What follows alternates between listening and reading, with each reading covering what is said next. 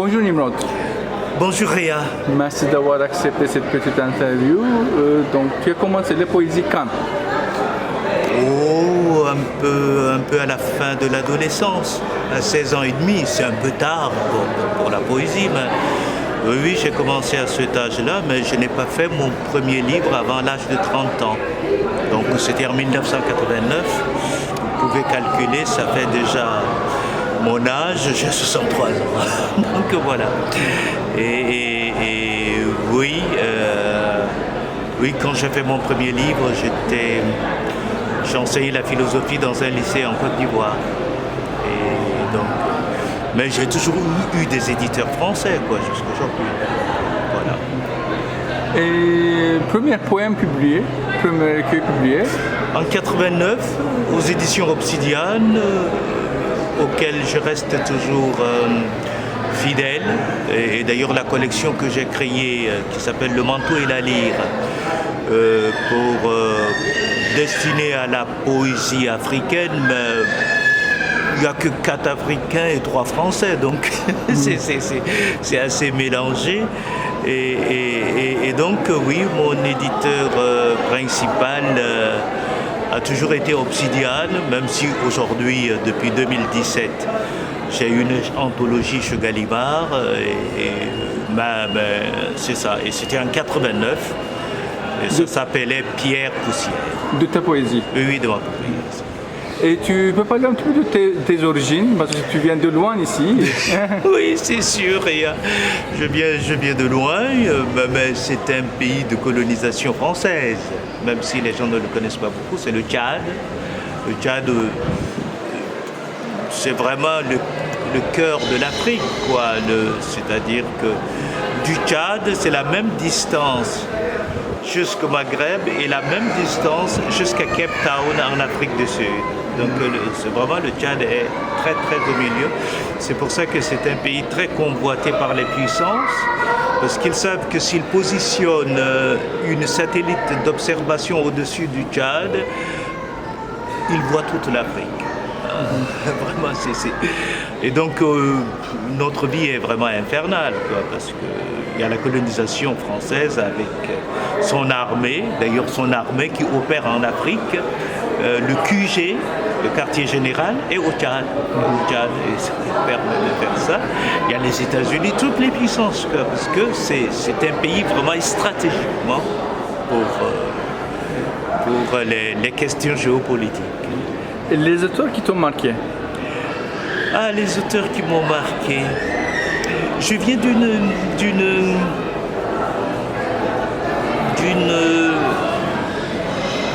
religion protestante. Donc les auteurs qui m'ont marqué vraiment par la Bible. Et c'est pas pour rien que ce que j'ai lu après, très très vite, c'était toujours des auteurs catholiques.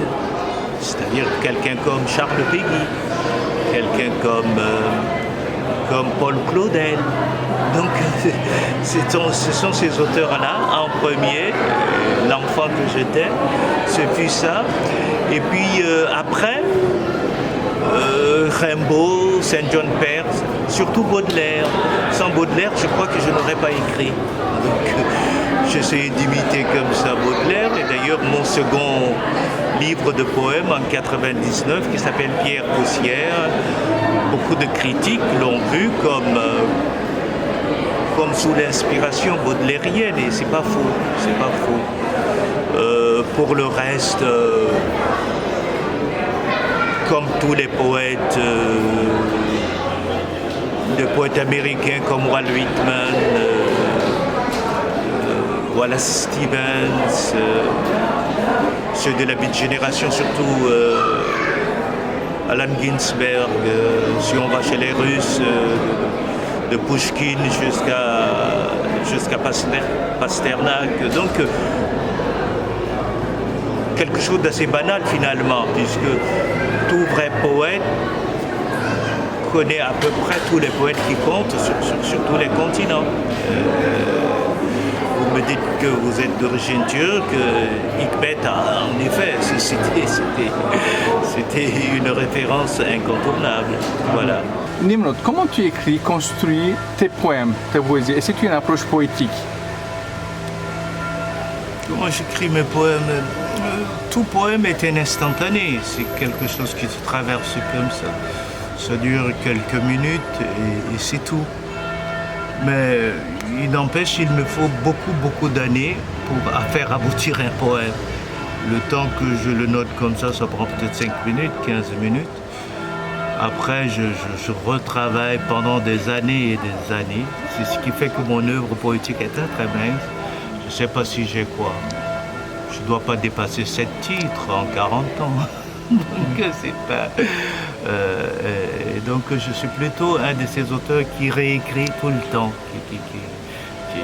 qui remet tout le temps sur le métier avant de publier, quoi. Donc, voilà comment j'écris. L'inspiration, oui. Mon inspiration, c'est les arbres, le vent, la pluie, la terre, essentiellement. Aujourd'hui, pour te donner une anecdote, les Africains disaient toujours, mais Nimrod, c'est pas des poèmes ça, où tu parles des arbres, c'est pas des poèmes ça, puisque la poésie africaine, elle est souvent politique, elle est très politique. Bon, il m'arrive d'en faire quelques-uns aussi. Et maintenant, avec le bouleversement de la nature, les soucis écologiques, ah Nimrod, tu étais en avance. Je ne faisais pas de l'écologie. Les arbres me touchent au même titre que les hommes. C'est tout. Je n'ai pas attendu. Donc, il y a encore une lecture comme ça, très faussée, à l'aune de ces soucis aujourd'hui écologiques. Non, je n'écris pas l'écologie. Je dis l'émotion que me procure un arbre, comme le chant d'un oiseau, c'est tout. Voilà. Qu'est-ce que tu penses de la poésie actuelle francophone et d'Afrique, bien évidemment?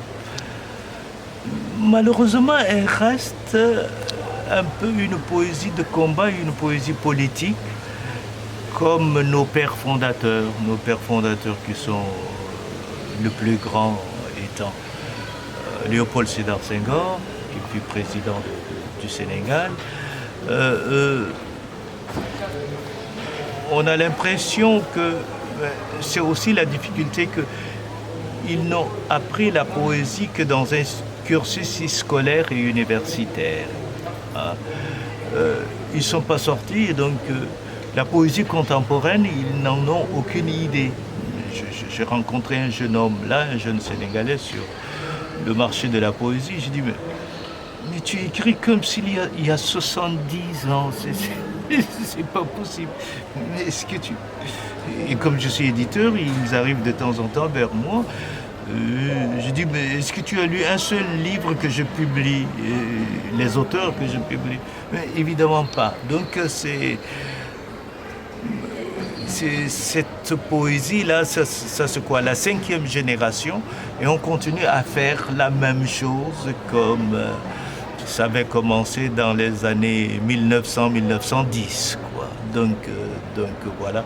Donc je suis assez critique.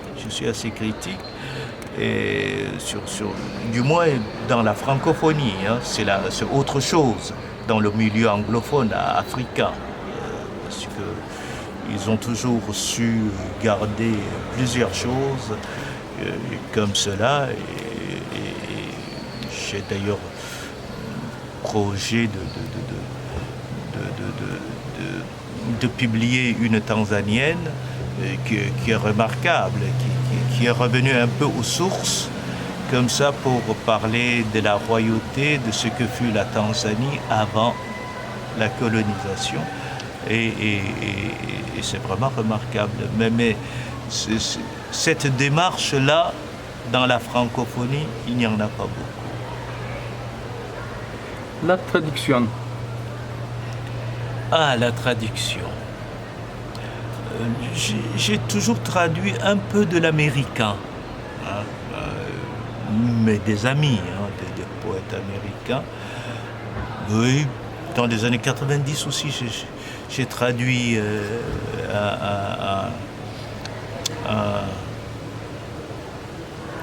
un Irlandais qui est mort aujourd'hui. C'était un ami superbe, il s'appelait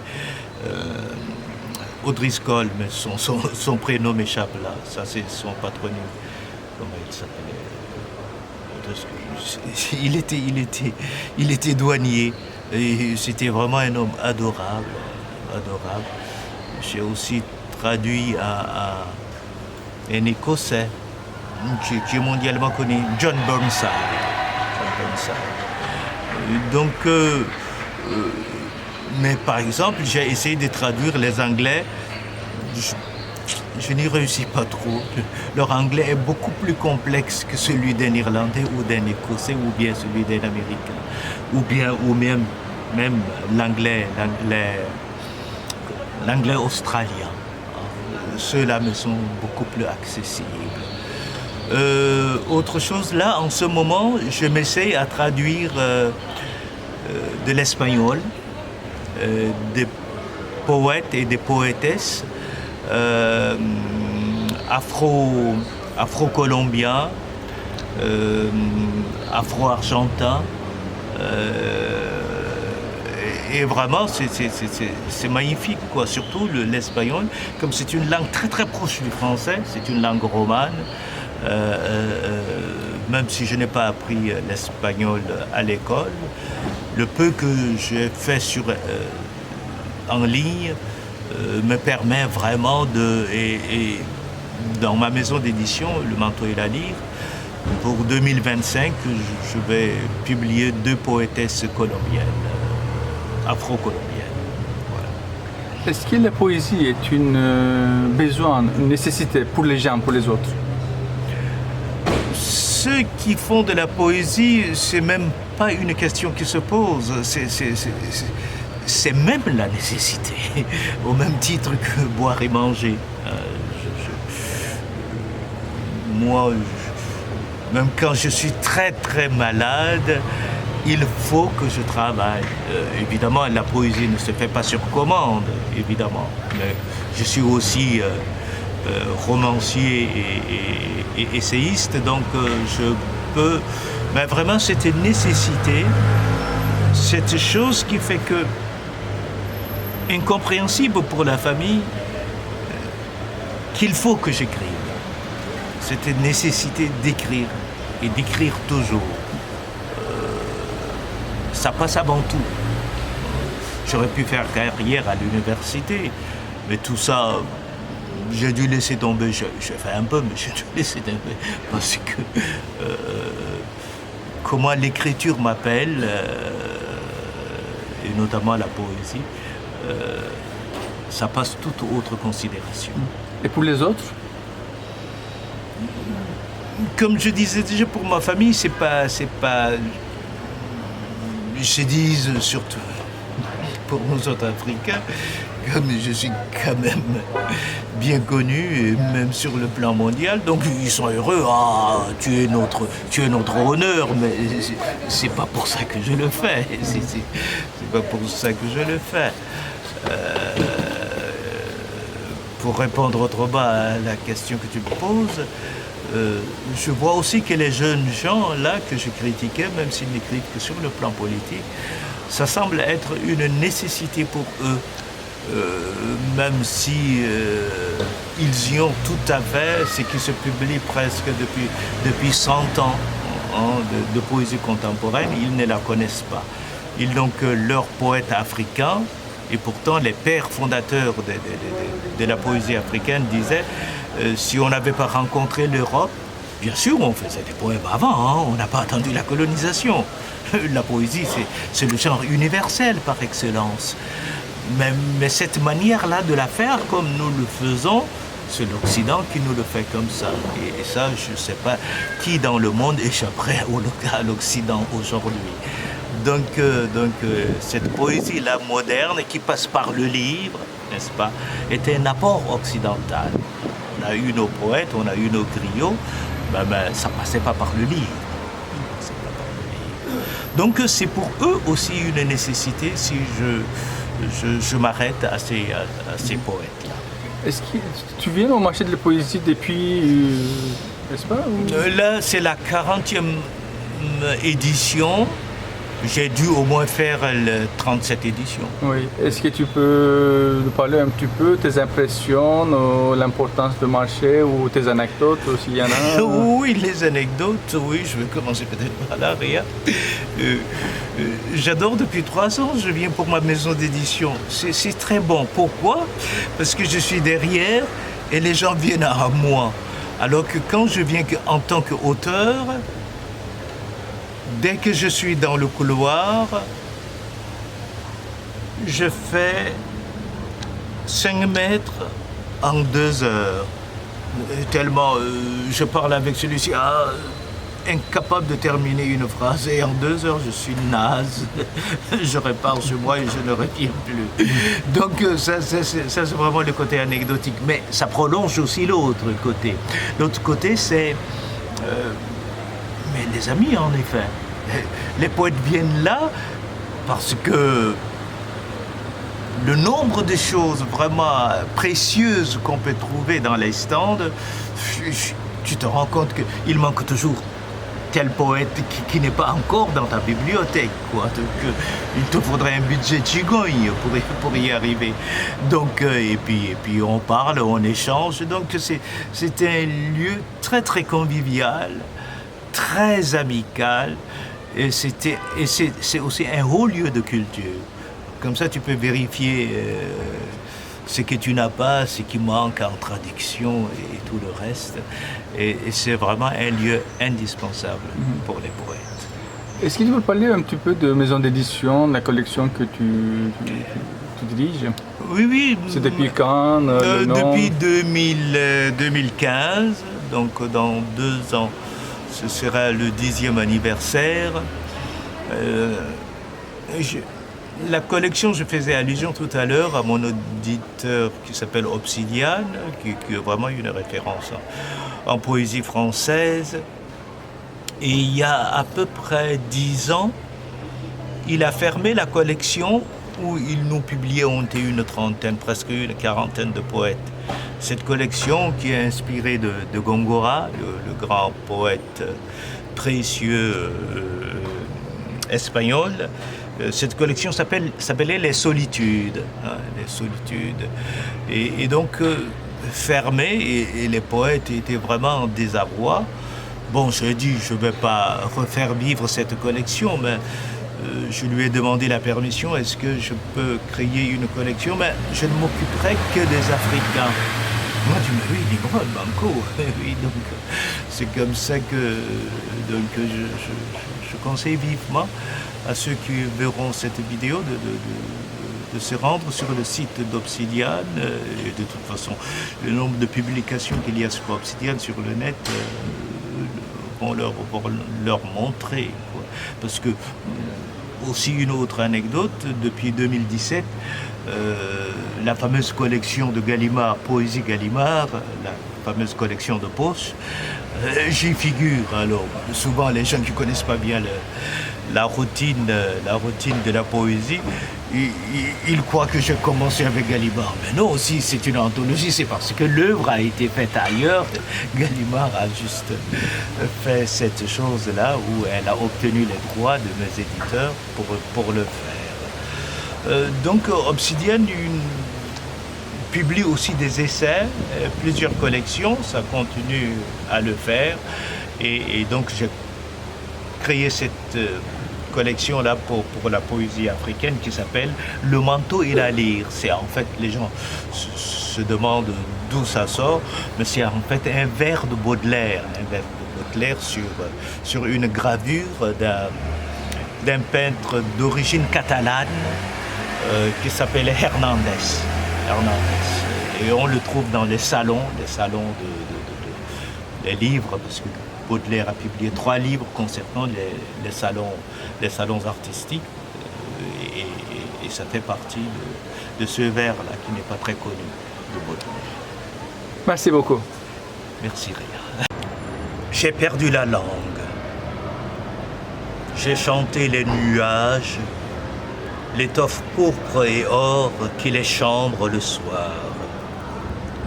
Je maternais ma nostalgie loin de cette mère tant aimée, loin de ses yeux, de son amour, de ce pays dont elle était le suc et le ciel, la langue, surtout la langue, qui me revenait dans des cauchemars, cloué que j'étais dans ces lignes, lits d'emprunt et d'exil, cloué que j'étais au fond des nuits chaudes, détrempées, telles des impasses, cette langue maternelle, toujours prise en échec, l'espace nocturne de son échec, l'espace nocturne de mon corps détrempé, les draps détrempés qui revivront au soleil, ce témoin de la langue mère qui revit, utérine vérité de l'enfant prodigue, si prompt à trahir l'intime jouissance,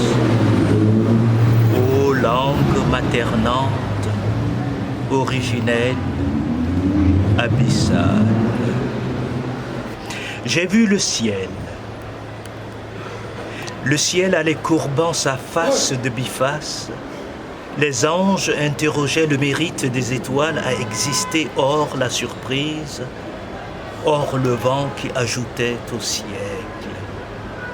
La terre grignotait l'œuvre de clairvoyance, il la grignotait phase à phase, ni colère ni décolère, elle figurait un legs jeune et beau. J'ai vu sa face de varicelle tournée vers moi, sa face de seigneur avarié. C'était l'océan foudroyé à minuit, un ciel de veille, vieille cendre sans goutte ni sel, un ciel de vieille élection, un ciel périmé, un ciel de vieil alcool. Je suis le peul qui erre sous le clapet du ciel, à force de mirer les étoiles, à force de tenir la distance, à force de polir mon caractère, à force de me sentir mâle et femelle, à force de jouir de moi-même. Et un dernier pour la route. Voilà juin et la première jeunesse de l'herbe, sous le soleil levant, qui font briller un or jaune sobre, mordoré. Tout y passe, tout y afflue, à ciel de terre. J'inventerai la couleur qui leur sied, l'orangeade du soir. Idole, idole, taisez-vous, l'amour me devance. Merci beaucoup, Nimrod. C'est moi. Merci beaucoup.